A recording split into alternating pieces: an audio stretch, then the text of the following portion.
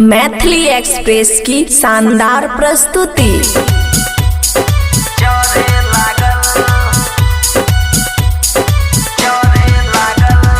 खुशी recording studio बलुआहा।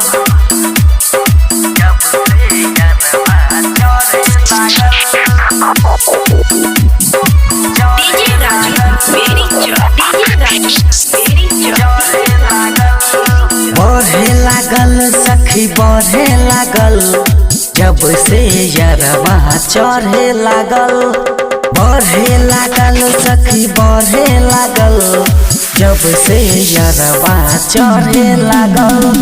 धरे लागल सखी धरे लागल जब से यरवा चढ़े लागल।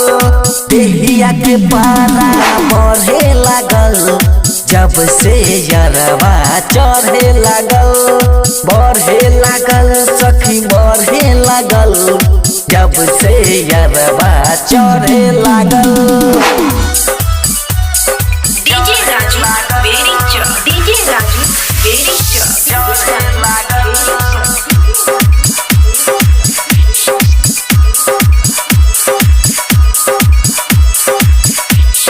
धरेला पाजा आवेला माजा कहेला नाही खिंचाई रे।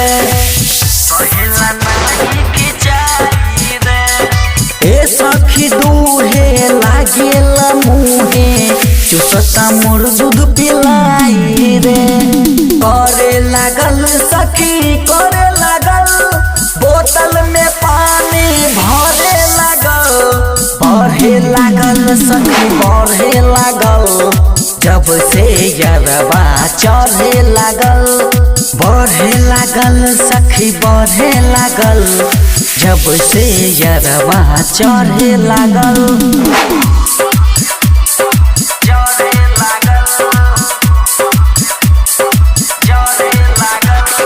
डीजे राजू वेरी चो, डीजे राजू। खुशी रिकॉर्डिंग स्टूडियो बलुआहा। का कही सखी अमन के लीला संतोष साजन रोजगारे लाकीला। संतोष साजन रोजगारे लाकीला। सोनम बुलावे हाथ लगावे कैले पहबीर नस नस ढीला। झरे लागल सखी झरे लागल चेहरा के लाइट झरे लागल। बढ़े लागल सखी बढ़े लागल जब से यरवा चढ़े लागल। बढ़े लागल सखी बढ़े लागल जब से यरवा चढ़े लागल। खुशी रिकॉर्डिंग स्टूडियो बलुआहा।